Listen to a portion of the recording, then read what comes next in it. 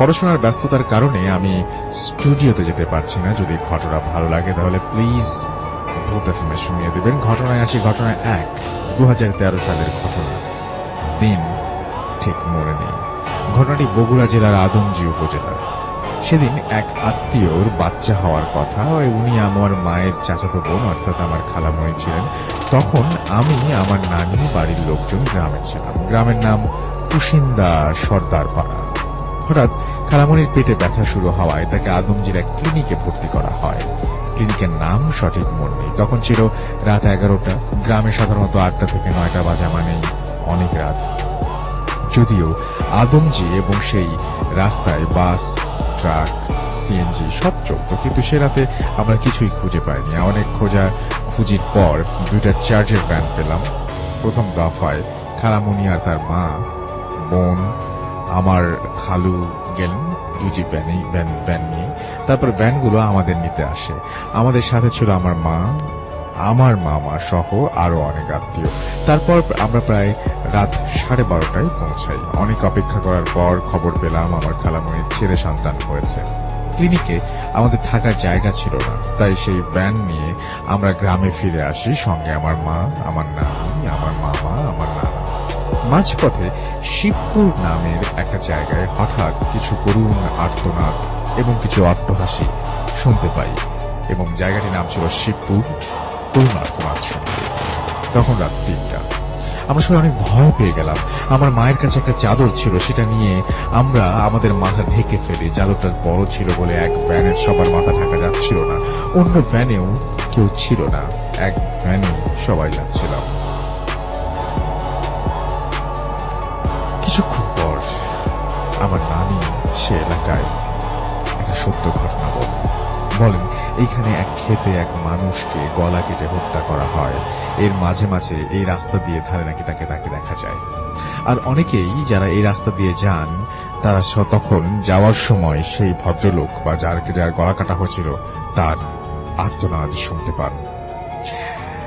এমন সময় গরম লাগায় মাথা বের করলাম, করে যা দেখলাম বলার মতো না। দেখলাম ভ্যানে একটা গলা কাটা মানুষ বসে আছে এবং ভ্যান চালক তার সামনে মৃত অবস্থায় পড়ে আছে। ভ্যান জানি না কিভাবে আপনা আপনি চলছিল। আমি সাথে কান্না শুরু করে দেই সাথে সাথে, এবং সবাই চাদর সরিয়ে বলে কি হয়েছে। আমি কথা না বলে কান্নার ছলে হাত দিয়ে সেই ভ্যানটির দিকে ইশারা করলাম। সবাই দেখে সেই ভ্যানের চালক সেখানে আশেপাশে নেই। এর পর দিন সকালে আমি আমার খালামণিকেও দেখতে চাইনি, কারণ আমরা যা দেখেছি তার কোনোদিন দেখতে চাই না। তবুও দিনের বেলা ছিল বলে সাহস করে দেখতে যাই। রাস্তায় দেখা যায় সেই ভ্যান সেখানেই আছে। তখন আমার নানা, আমার মামা বলে যে একটু দাঁড়াও, আমি দেখি সেই চালক আশেপাশে আছে কিনা। কিছু দূর গিয়ে দেখতে পারবেন ভ্যান চালক গলা কাটা অবস্থায় পড়ে আছে এক ক্ষেতে। চালকটির বাড়ি আমাদের কাছে গ্রামে ছিল বলে বাড়ির মানুষকে জানানো হয়। তারপর চালকের বাড়ির লোকজন এসে তাকে নিয়ে যান। কেউ যদি রাতে আদমদিঘি যান প্লিজ মাঝ রাতে যাবেন না, আর যেতে হলে সঙ্গে অন্তত 2-3 জনকে নিয়ে যাবেন। এবং ঘটনা 2, এটা ছিল মালয়েশিয়াবাসী আমার নানার কাছ থেকে শোনা। দিন তারিখ মনে নেই। কুয়ালালামপুরের কোনো এক জায়গায় নানা চাকরি করতেন। সেটা ছিল বেসরকারি এক কোম্পানি। তো সেখানে অনেক দেশের মানুষ কাজ করত। এখন আসল ঘটনায় আসি। নানা কোন তার কিছু বন্ধু মিলে অফিসের পাশে একটা ফ্ল্যাট ভাড়া নেন, এবং একদিন আফ্রিকান নিগ্রোদের মতো 3-4 জন মানুষ নানার ফ্ল্যাটের নিচতলা ভাড়া নেন। আমার নানার এক বন্ধু ছিল ধার্মিক, তার নাম ছিল আবু আলী। তো তিনি কাজ শেষে ফ্ল্যাটে ফিরে নামাজ কালাম পড়ে খাবার দাবার তৈরি করছিলেন। হঠাৎ সেই নতুন ভাড়াটিয়া আসেন এবং এসে তার সাথে কুশল বিনিময় করেন। হঠাৎ এরপর একদিন নানার সেই বন্ধু নিখোঁজ হয়ে যান। নিখোঁজ হওয়ার 3 দিন পর নানা সেই নতুন ভাড়াটিয়া কাছে যান এবং সেখানে গিয়ে তাদের সাথে অনেক গল্প গুজব করেন, এবং এক সময় এমনি ভাবে তিনি রান্নাঘরে যান। রান্নাঘরে তখন কেউ ছিল না। নানা সেখানে গিয়ে দেখেন অনেক গল্প গুজব। নানা সেখানে গিয়ে দেখেন যে সময় নতুন মানুষের দেখেন যে তাদের অনেকে গল্প গুজব আছে। এক সময় এমনি করে রান্নাঘরে তখন কেউ ছিল না। নানা সেখানে গিয়ে দেখেন যে সে সময় নতুন মানুষদের ফ্রিজ খোলেন। আমি এটা বুঝলাম এই জায়গাটা। তারপর বাঘ হারিয়ে ফেলেন, তার চোখে পানি চলে আসে, সাথে সাথে মনে আসে ভয়। তিনি তার নিখোঁজ বন্ধুর কাটা মাথা দেখতে পান, হাত পা কিছুই ছিল না, শুধু মাথা ছিল। তিনি অনেক কষ্টে ভয় আর কান্না চাপিয়ে তাদের বাড়ি থেকে চলে আসেন। তিনি ঘটনা কাউকে জানাননি। তার ঠিক 2 দিন পরে চাকরি বাদ দিয়ে তিনি বাংলাদেশে চলে আসেন। এই ছিল আমার সেকেন্ড ঘটনা। এগুলো ভালো লাগলে, যে কোনো একটি ভালো লাগলে প্রথমে বলবেন। খোদা হাফেজ। এখন আমরা চলে যাব আপনার ভাইয়ের কাছে। আপনার ভাই আজকে অনেক অন্য দিনের চাইতে অনেক বেশি টায়ার্ড। আজকে যে ঘটনাটা, আমার মনে হয় যে প্রথম ঘটনাটা আমরা শুনি, আমরা তারপরে তো দ্বিতীয় ঘটনায় যাব। প্রথম ঘটনাটা খুবই অদ্ভুত, আশা করব শুনছেন আপনারা সবাই। এবং চলুন শুরু করি। ভাই, আমি আজকে প্রথম যে ঘটনাটি বলবো সেটা আমাদের রাজবাড়ী জেলার বালিয়াকান্দি উপজেলার আরকান্দি গ্রামের ঘটনা। তো যারা রাজবাড়ী জেলার বালিয়াকান্দিতে আছেন তারা আরকান্দিতে একটা বিশাল শ্মশান আছে এবং অনেক পুরাতন একটা শ্মশান, যেটা আপনারা অনেকেই জানেন। বিশেষ করে রাজবাড়ী জেলার অনেকেই জানেন যে রাজবাড়ির সবচেয়ে পুরাতন শ্মশানটা হচ্ছে আরকান্দি শ্মশান, এবং অনেক হন্টেড ঘটনা সেখানে আছে। তো আমি ওই ধরনের হন্টেড ঘটনাগুলোতে যাব না, আমি একটু ব্যতিক্রম একটা ঘটনা দিয়ে আজকে ইনশাল্লাহ শুরু করব। তো ঘটনাটি রাসেল ভাই, এই ঘটনাটি আমাকে যেভাবে বলেছে গ্রামের একজন প্রবীণ মুরব্বী, যার কাছ থেকে আমি ঘটনাটি কালেক্ট করেছিলাম, তো উনি বলেছে ঘটনাটি ওনার ঠিক মনে নাই, তবে 1963 থেকে 66 এই সময়ের মধ্যে হবে। আচ্ছা। তো ওই সময়ে ওই আরকান্দি গ্রামে একজন বাহির থেকে কামাল নামে একজন ব্যক্তি, উনি পেশায় ব্ল্যাক ম্যাজিক করতেন, বা যে কবিরাজ আমরা যাকে বলি আর কি। গ্রামের অনেকের বিভিন্ন সমস্যাগুলো থাকে, বিশেষ করে যে প্যারানরমাল বিষয়গুলো উনি জিনে ধরা থেকে শুরু করে নিয়ে অনেক বিষয়গুলো উনি সলভ করতেন, এবং দেখতেন যে হ্যাঁ একটা কাজ হতো বেশ। আশেপাশের অনেক এলাকায় ওনার একটা সুখ্যাতি ছড়িয়ে পড়েছিল যে হ্যাঁ ওই কামাল কবিরাজের কাছে গেলে অনেক কাজ হয়। তো ওনার বেশ ভক্তও হয়ে যায়। তো এর মধ্যে হঠাৎ গ্রামে একটা সমস্যার সৃষ্টি হলো, সেটা হচ্ছে যে দেখা যেত যে ছোট কিছু বাচ্চা, ধরেন যে 5 থেকে 7 বছর বা 3 থেকে 7 বছর এরকম বাচ্চাদের মাঝে মাঝে লাশ পাওয়া যেত, এবং সেই লাশের সেটা কোথায় পাওয়া যেত? এটা বিশেষ করে শ্মশানের আশেপাশে বা জঙ্গলে এরকম জায়গাগুলোতে পাওয়া যেত।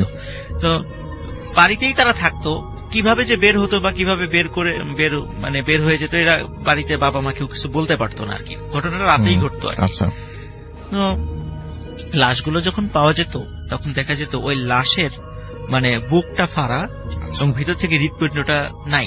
হৃৎপিণ্ড নাই, সবকিছু ঠিক আছে, হৃৎপিণ্ডটা নেই।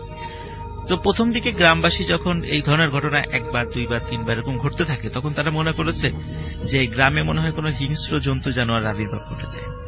আর ওই সময়ে তো রাজবাড়ী কিন্তু এখনো জেলা শহর হলেও এটা তো বৃহত্তর ফরিদপুরের অংশ ছিল। পরবর্তীতে 80 দশকে গিয়ে সেটা জেলা হয়। এখনো কিন্তু এটা আমরা মোটামুটি একটু নিরিবিলি শান্ত জেলা, মফস্বল জেলা আমরা বলতে পারি আর কি ওটাকে। আর বালিয়াকান্দিটা তখন তো আরো অনেক প্রত্যন্ত অঞ্চলে ছিল। রাস্তাঘাট এখন যদি উন্নত হয়েছে, কিন্তু তখন কিন্তু আজ থেকে 3-4 বছর আগেও রাস্তাঘাটের অবস্থা বালিয়াকান্দি থেকে রাজবাড়ী যাওয়ার পথটা এত ভালো ছিল না। আর এখনো ওই অঞ্চলে অনেক ডিয়ার লিসেনার, আজকের এই ইমেইল এপিসোডগুলো অনেক ভয়ঙ্কর হতে যাচ্ছে। আপনারা এই ঘটনাটির পর কয়েকটি ইমেইল শুনবেন। আমি বলবো যে আরজি রাসেল ভাইয়ার লাস্টের যে ভয়ঙ্কর ঘটনাগুলো, এগুলো আপনারা কোনো প্রকার স্কিপ করবেন না। সবাই ধৈর্য সহকারে সকল ঘটনাগুলো শুনবেন। অবশ্যই এই চ্যানেলে যদি নতুন হয়ে থাকেন তাহলে অবশ্যই চ্যানেলটিকে সাবস্ক্রাইব করবেন। এই চ্যানেলের মাধ্যমে প্রতিদিন নতুন নতুন ঘটনা দেওয়া হয়। চলুন চলে যাই ঘটনাতে। জঙ্গলের দেখা পাওয়া যায়, আর ওই সময় তো আরো অনেক জঙ্গল ছিল। তো স্থানীয় লোকজন মনে করেছিল হয়তোবা কোন হিংস্র জন্তু জানোয়ারের আবির্ভাব ঘটেছে, যারা এই বাচ্চাদেরকে এরকম অবস্থা করছে। তো গ্রামের লোকজন একসাথে মিটিং করে তারা চিন্তা করে তারা পালাক্রমে পাহারা দেবে এবং খুঁজে বের করবে রাতের বেলা এটা কি বা দিনের বেলাও তারা খুঁজবে যে এই হিংস্র জন্তুটা কি। যেমন হঠাৎ করে আসে বা আমরা কিছুই টের পাই না, বাচ্চাদেরকে এভাবেই করে। শুধু বাচ্চাদেরকেই কেন করছে, অনেক বড়দেরকেও তো করতে পারে, শুধু বাচ্চারাই কেন টার্গেট হচ্ছে এটা। তো এটাও তারা চিন্তা করেছে। এখন তারা অনেক খোঁজাখুঁজি করে রাতের বেলা পাহারা বসায়, কিন্তু ওই টাইপের কোন জন্তু দেখা আর পায় না। তো তখন তারা ওই কামাল কবিরাজের কাছে শরণাপন্ন হলো। তো কামাল কবিরাজ তাদেরকে বললেন যে হ্যাঁ, গ্রামে একটা পিশাচের আবির্ভাব ঘটেছে, সেই এই কাজগুলো করছে। তো তোমাদেরকে বেশি করে এখানে কিছু রিচুয়াল করতে হবে, এরকম বাড়ি বন্ধ করতে হবে, এই করতে হবে, সেই করতে হবে। উনি অনেক ধরনের কিছু ফর্মালিটিস গ্রামবাসীদেরকে বললেন এবং তারাও সরল বিশ্বাসে এটা করা শুরু করলো। তো মাঝে অল্প কিছুদিন গ্যাপ হওয়ার পর আবার এই ধরনের ঘটনা শুরু হয়েছে। প্রথম মাঝে একটু গ্যাপ হওয়ার পর গ্রামবাসী মনে করেছিল হয়তো বা এই রিচুয়াল করার পরে, বাড়ি বন্ধ করার পরে জিনিসটা থেমে গেছে। তারপর যখন হঠাৎ করে আবার শুরু হলো, তখন আবার কামাল কবিরের কাছে আসলো, তখন বললো না এটা আবার আসছে, এখন তোমাদেরকে আবার এটা করতে হবে, এটা করতে হবে, এরকম অনেক বিষয়গুলো তার মানে থিম অনুযায়ী যা যা করতে হবে সেটা গ্রামবাসীদেরকে বললেন। তো একদিন মানে রাতের বেলা মানে বাবা মা টের পেয়েছে যে তার সন্তানকে কিছু একটা নিয়ে গেল। এবং অদ্ভুত ব্যাপার রাসেল ভাই, এই যে যতগুলো বাবা মার সন্তান নিয়ে গেছে, বাড়ির কেউ ঘুণাক্ষরও টের পায় নাই যে কিসে নিয়ে গেল। কোনো চিহ্ন নাই বাড়িতে, কোনো জীবজন্তুর পায়ের ছাপ নাই, কিছুই নেই। অদ্ভুত ব্যাপার। তো এই জন্য সবার মনে একটা বিশ্বাসটা দৃঢ় ছিল যে এটা হয়তো বা কোনো প্যারানর্মাল বা অশরীরী কোনো কিছুই এই ঘটনাটা ঘটাচ্ছে। তো ওই দিন কিভাবে যেন বাবা মা টের পেয়ে গিয়েছিল যে মনে হয় কোনো একটা শব্দ হলো, তারপর শব্দ হওয়ার পরে দেখে তার সন্তান ঘরে নেই। তখন তারা চিৎকার চেঁচামেচি শুরু করে যে আমার সন্তানকে নিয়ে গেছে, মানে এরকম চিৎকার চেঁচামেচি করলে গ্রামবাসী সব মশাল টশাল নিয়ে আসে। তো সব খুঁজতে খুঁজতে যখন ওই আরকান্দি শ্মশানের কাছে চলে আসছে, তখন রাসেল ভাই গ্রামবাসীর কাছে ঘটনাটা পরিষ্কার হয়েছে আসলে ঘটনাটা কি। তখন দেখে ওই যে কামাল কবিরাজ, সে ওই ছোট্ট শিশু বাচ্চাটার মানে বুক ফেরে ভিতর থেকে মানে হৃৎপিণ্ডটা খাচ্ছে। একদম গ্রামবাসীর কাছে হাতে নাতে সে ধরা পড়ে যায়। ধরা পড়ার পরে মানে গ্রামবাসী তো তাকে বেধড়ক পিটুনি দেয় এবং বুঝতে পারে যে এতগুলো মার্ডারের সাথে সেই জড়িত। সকালবেলা পুলিশে খবর দেওয়া হয়, রাজবাড়ী থানা থেকে পুলিশ আসে। পুলিশ আসার পরে তাকে গ্রেফতার করা হয়। তখন কিন্তু রাসেল ভাই আমাদের রাজবাড়ীতে এখন যেমন যে জজ কোর্টটা আছে, আগে কিন্তু এখানে জজ কোর্ট ছিল না। রাজবাড়ির সব বিচার কার্য ফরিদপুরে হতো। ওই সময় সবকিছু ফরিদপুরে ছিল। তো তখন ফরিদপুরে তাকে নিয়ে যাওয়া হয়, ফরিদপুরে কোর্টে, এবং সে মানে স্বীকারোক্তিমূলক জবানবন্দি দেয় যে হ্যাঁ সেই অপরাধ করেছে, এই অপরাধগুলো করেছে। যখন স্বীকারোক্তিমূলক জবানবন্দি দেওয়ার পর তার অল্প কিছুদিন শুধু মানে শুনানি হয়েছে, কারণ সবাই তো আসলে তার কোন আত্মীয় স্বজন ওখানে ছিল না তাকে ডিফেন্ড করার মতো বা তাকে রক্ষা করার মতো। সে যেহেতু স্বীকারোক্তিমূলক জবানবন্দি দিয়েছে, তার বাঁচারও আসলে কোনো উপায় ছিল না। আর গ্রামবাসী হাতে নাতে ধরেছে, তারা সবাই সাক্ষ্য দিয়েছে যে তারা এই হালতে পেয়েছে, এবং সেও নিজেও বলেছে সব মার্ডার তার হাতেই হয়েছে। তো যাই হোক, অল্প কিছুদিন শুনানি হওয়ার পরেই জজ সাহেব তার রায় দিয়ে দেন, রায় তার মৃত্যুদণ্ড দেওয়া হয়। আর যেহেতু একটা রায় হওয়ার পর কিছুদিনের সময় থাকে আপিল করার জন্য, হয়তো হাইকোর্টে আপিল করার সুযোগ থাকে, যেহেতু তার কেউ ছিল না এই জন্য তারও ওই সুযোগটা হয় নাই যে হাইকোর্টে গিয়ে আপিল করবে বা এই টাইপের কিছু। সেও বুঝতে পেরেছিল যে করে কোনো লাভ হবে না, এই জন্য সেও আর কোনো আপিলের কোনো কিছুতে যায় নাই। তো তাকে ফরিদপুর কারাগারেই রাখা হয়। তো এখানে একটা বিষয় বলে নিয়ে ভালো রাসেল ভাই, ফরিদপুর কারাগারটা কিন্তু সেই ব্রিটিশ আমলে প্রতিষ্ঠিত, মানে অনেক আগে। এখন যারা ফরিদপুর জেলটা দেখবেন যে চারদিকে দেয়ালগুলো অনেক মনে হয় যে একদম মানে ব্রিটিশ পিরিয়ডে ফিরে যাওয়ার মতো অবস্থা। ওখানে গেলে এরকম মনে হবে ফরিদপুরে যে পুরাতন যে দেয়াল মানে কারাগারটা আছে, ওই সময় পুরাতন কারাগারে তাকে রাখা হয়েছিল। তো যেহেতু তাকে মৃত্যুদণ্ডের হওয়ার পরে তাকে কন্ডেম সেলে নিয়ে যাওয়া হয়। সেখানে অল্প কিছু আসামি ছিল যারা যাবজ্জীবন কারাদণ্ড এবং মৃত্যুদণ্ড প্রাপ্ত কিছু আসামি ছিল। তো ওখানে নিয়ে যাওয়ার পর রাসেল ভাই ওই জেলখানা থেকে যে খাবারটা তাকে দেয়া হতো, ওটা আসলে উনি মানে খেতেন কি খেতেন না কেউ কিছু বলতে পারে না। কারণ ওনাকে যখন খাবার দেয়া হতো উনি কোনো মানুষ ওনাকে কোনো কিছু খাওয়া দেখেনি, এবং যখন পরবর্তী খাবারের সময় হতো তখন দেখা যেত আগের যে খাবারটা সেটা ওরকমই আছে। এরকম কিন্তু অনেক দিন চলে যায়। আসলে উনি কি খান না খান এটাও জেল কর্তৃপক্ষ কিছু বুঝতে পারছিল না। দিনে দিনে উনি আবার অসুস্থ হয়ে পড়ছিলেন কামাল কবিরাজ। তো উনাকে যে সেলে রাখা হয়, ওই সেলের যেই অল্প কিছু আসামিরা ছিল তার পাশের যে সেলগুলোতে, তারা রাতের বেলায় কিছু অদ্ভুত ঘটনা মানে অবলোকন করত এবং ফিল করত।